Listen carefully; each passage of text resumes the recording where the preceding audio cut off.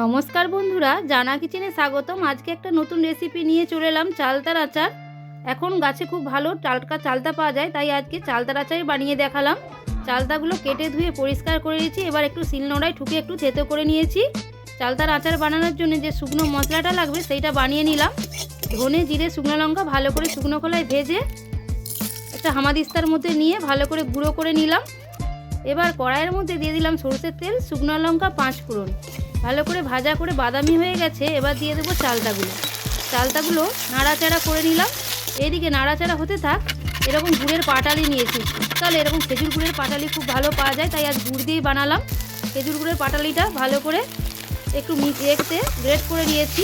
দিয়ে দিলাম লবণ, হলুদ আর গুড়ের পাটালিটা দিয়ে ভালো করে নাড়াচাড়া করে এবার দিয়ে দিলাম গুঁড়ো মশলা দিয়ে আমার চালতার আচার এদিকে রেডি হয়ে গেছে, নামিয়ে নিলাম। এইভাবে খুব সহজেই বাড়িতেই টক ঝাল মিষ্টি চালতার আচার বাড়িয়ে খেতে পারবেন। নমস্কার বন্ধুরা।